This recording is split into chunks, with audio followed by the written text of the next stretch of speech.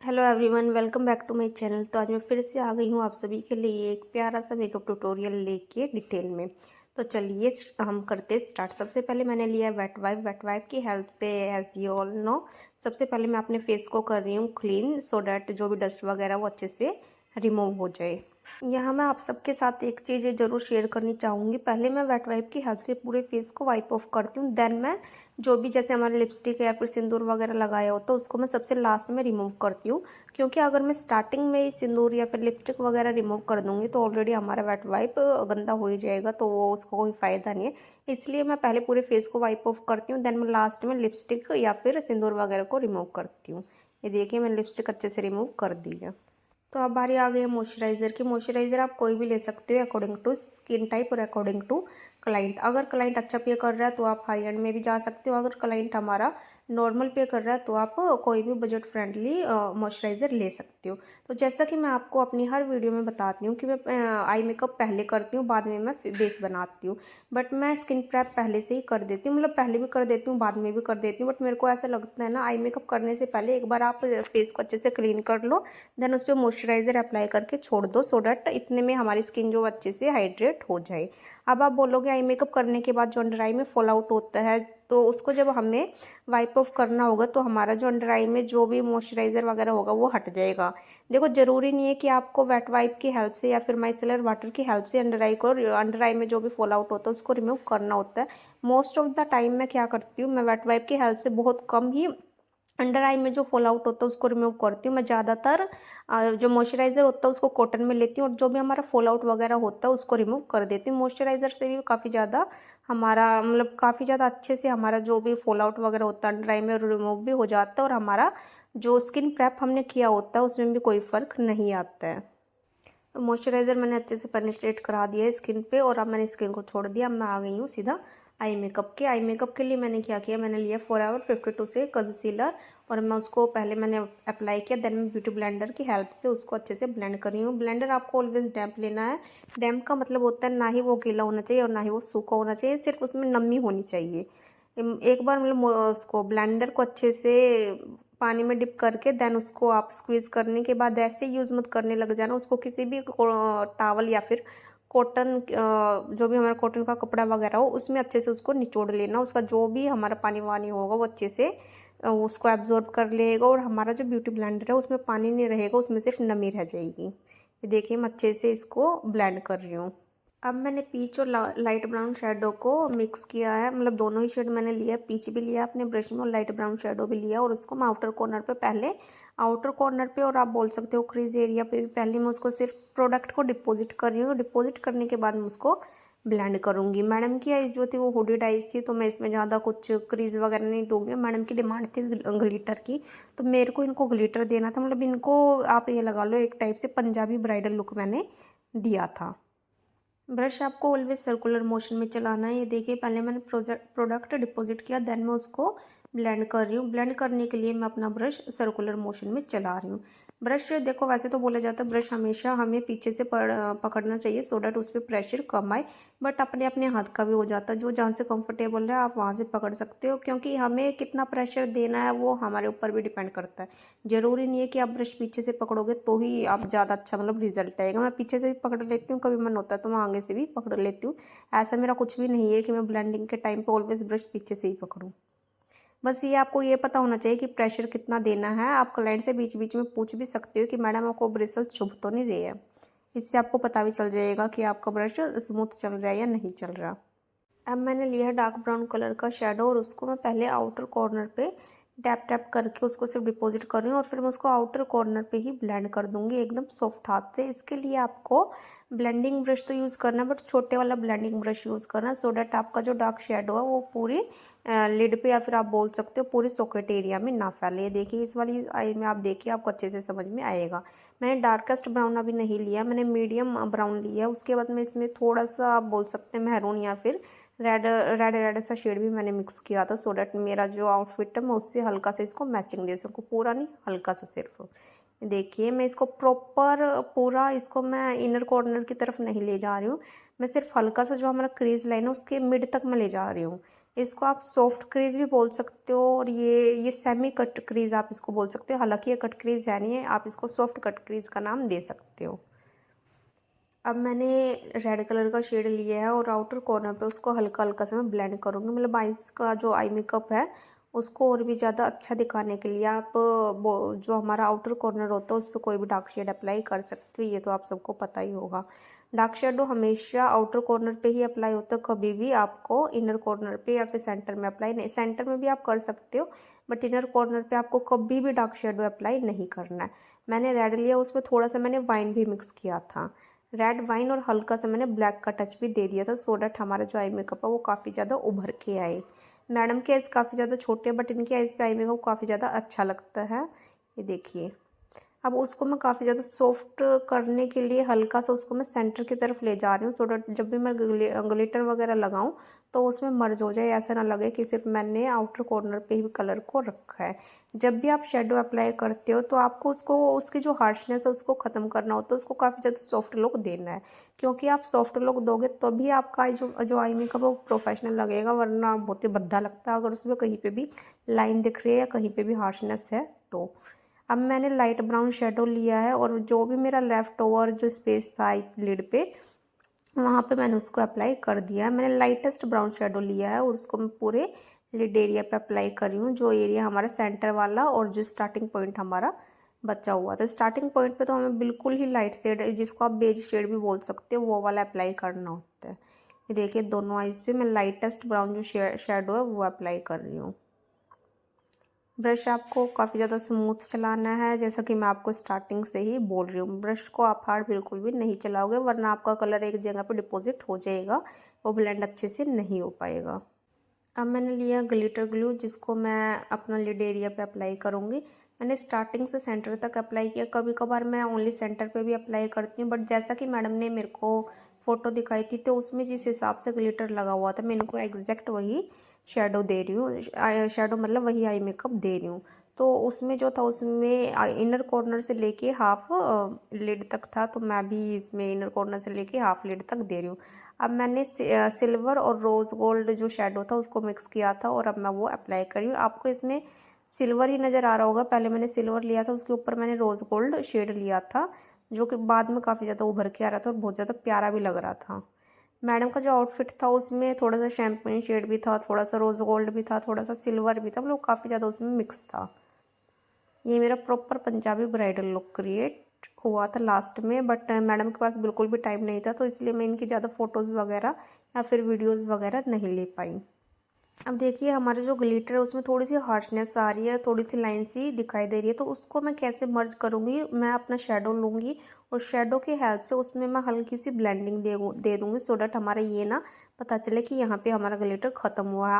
आप जब भी आई मेकअप कर रहे हो तो आपका ये नज़र नहीं आना चाहिए कि कौन सा कलर कहाँ से शुरू हुआ और कहाँ पे ख़त्म हुआ है। देखिए, मैंने लाइन को एकदम ब्लेंड कर दिया है। अब मेरा जो ये ग्लिटर है वो काफ़ी ज़्यादा सॉफ्ट लग रहा है, सॉफ्ट इन द सेंस मतलब ये सटल लुक तो मैं इसको नहीं कहूँगी, आ तो ये ग्लिटरी लुक ही रहा है क्योंकि ऑब्वियसली मैंने ग्लिटर अप्लाई किया है बट कहीं पे भी हार्शनेस नहीं है। अब मैं लाइनर अप्लाई कर रही हूँ। लाइनर के लिए मैं नायका का जेल लाइनर ले रही हूँ। मैं ज़्यादा मोटा लाइनर नहीं लगाऊंगी क्योंकि मैडम का जो लिड एरिया था उसमें स्पेस काफ़ी ज़्यादा कम था। लाइनर लगाते टाइम पे हमें ऑलवेज स्पेस का ध्यान रखना है और आई शेप का भी ध्यान रखना है। अगर हमारे पास लिड एरिया अच्छा खासा है, मतलब ज़्यादा, तो मैं मोटा लाइनर भी लगा सकती हूँ बट अगर हमारी आइज़ छोटी है, लिड एरिया कम है, अगर मैं उसको लाइनर से ही कवर कर दूँगी तो उसमें आई मेकअप दिखेगा ही नहीं।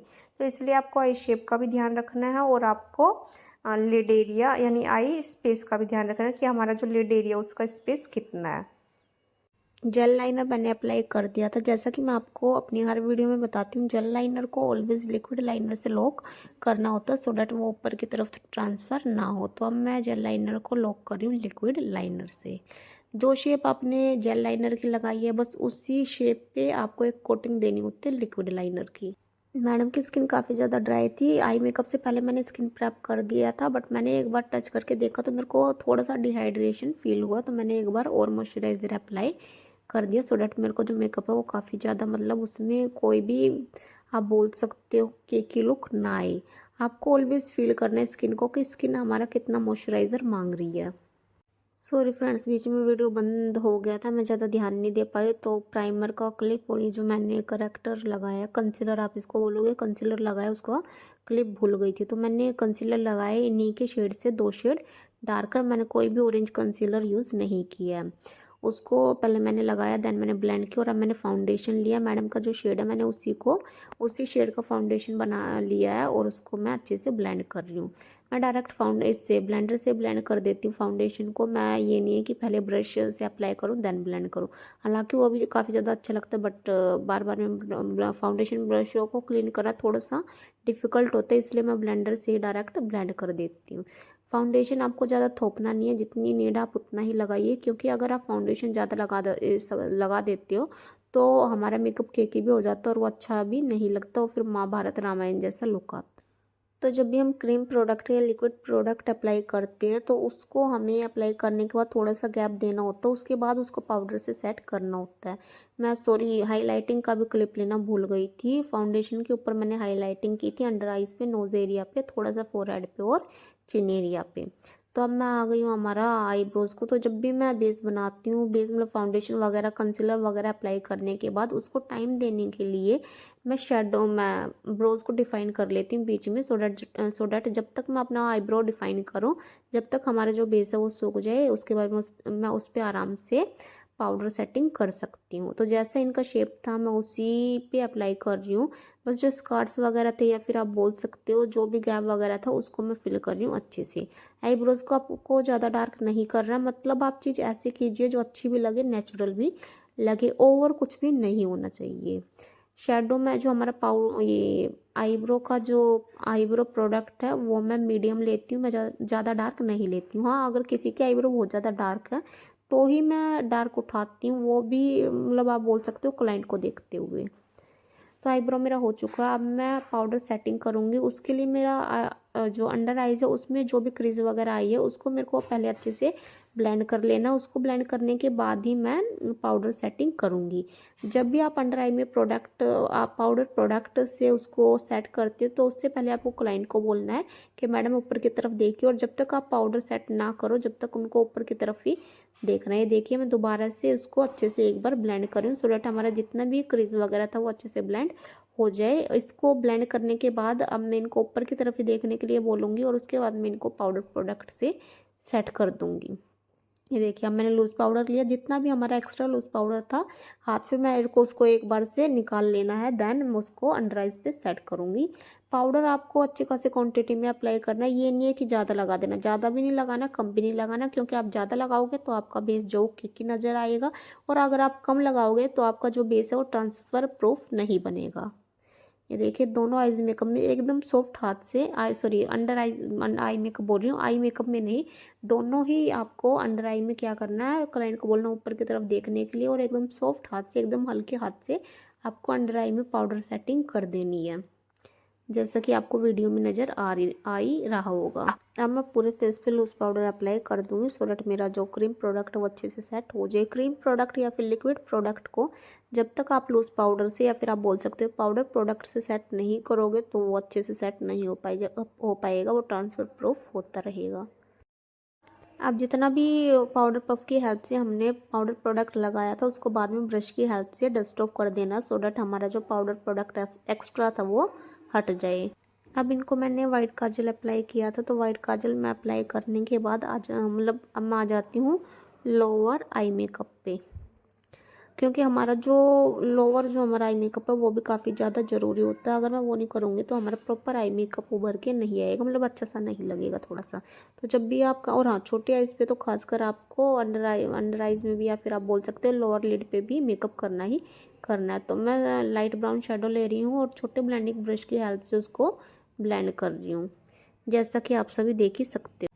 अब मैंने पेंसिल ब्रश लिया और थोड़ा सा डार्क ब्राउन शेडो लिया है, और उसको मैं एकदम आप बोल सकते हैं आउटर कॉर्नर पे, या फिर हल्का हल्का सा आउटर कॉर्नर से हल्का हल्का सा सेंटर की तरफ ब्लेंड करते हुए लेके आ रही हूँ। क्योंकि मैंने वाइट काजल लगाया, मैंने ब्लैक काजल तो लगाया नहीं है, तो थोड़ा सा डार्क लुक अंडर आइज की तरफ भी आना चाहिए। Under I in the sense आप बोल सकते हो लोअर लिड पे भी आना चाहिए एकदम। अगर आप बिल्कुल ही लाइट शेडो ब्लेंड करके छोड़ दोगे तो काफ़ी ज़्यादा सॉफ्ट आ जाएगा, और मेरे को इनको इतना सॉफ्ट लुक नहीं देना था, बिकॉज मेरे को इनको थोड़ा सा पंजाबी ब्राइडल टच देना था।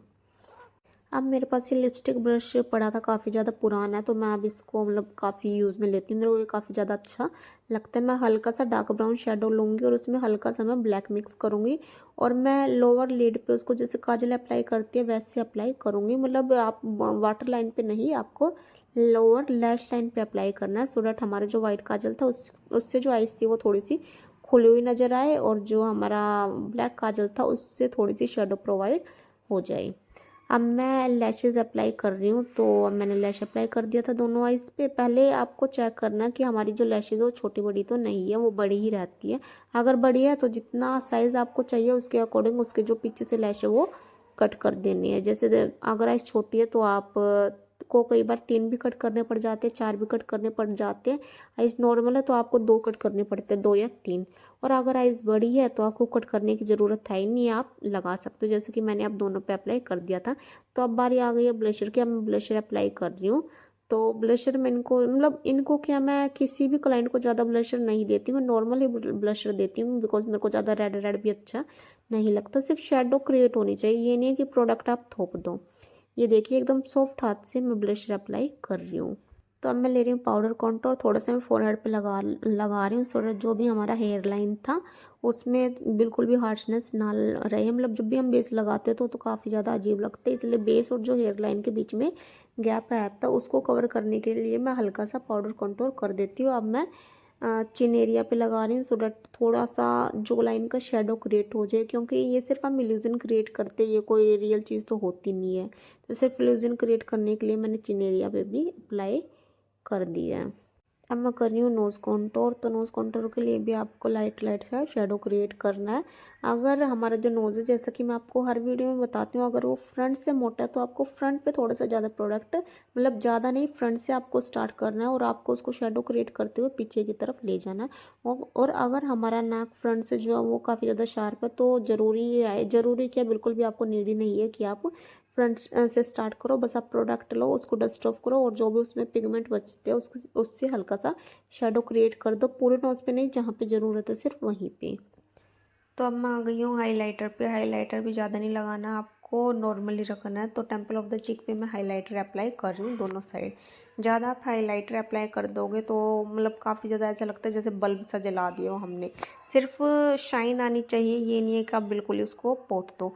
फोरहेड पे अप्लाई करना आपको, नोज एरिया पे अप्लाई करना, टिप ऑफ द नोज़ पे अप्लाई करना। बेसिकली नोज़ पे आप पहले फिंगर की हेल्प से प्रोडक्ट को रख दीजिए, देन आप उसको ब्रश की हेल्प से ब्लेंड कर दीजिए, सो डैट उसकी जो हार्शनेस है वो खत्म हो जाए। हल्का सा आपको चिन एरिया पे भी अप्लाई करना है। ये देखिए नोज़ पे पहले मैंने फिंगर की हेल्प से रख दिया था, देन मैं उसको ब्रश की हेल्प से अच्छे से ब्लेंड कर दे रही हूँ, या फिर मैंने कर दिया बोल।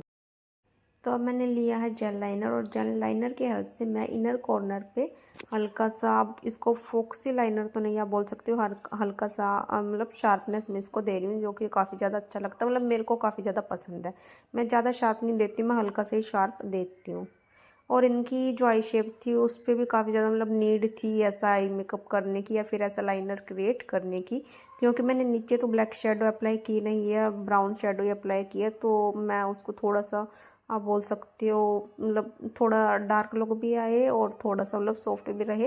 तो इसलिए मैं इनर कॉर्नर पे हल्का सा शार्प लाइनर, या फिर आप बोल सकते हो शार्प काजल क्रिएट कर दूँगी। काजल नहीं, बेसिकली इसको लाइनर ही बोला जाता है। तो अब लास्ट में बारी आ गई थी लिपस्टिक की। तो पहले मैंने इनको न्यूड शेड अप्लाई करके दिखाया था, बट इनको पसंद नहीं आया था, इनको बिल्कुल एकदम भड़कीला लुक चाहिए था। देन इन्होंने लिपस्टिक भी रेड करा ली थी। जैसा कि आपको आई मेकअप भी पता है थोड़ा सा डार्क ही है, और लिपस्टिक भी इनको फिर डार्क ही चाहिए थी, तो मैंने बाद में इनको रेड ही दे दिया था। बट हाँ, लुक आया बहुत ज़्यादा प्यारा था, काफ़ी ज़्यादा मतलब बहुत ही एकदम। क्लाइंट भी मेरी हैप्पी थी और मेरे को भी पर्सनली भी काफ़ी ज़्यादा पसंद आया था।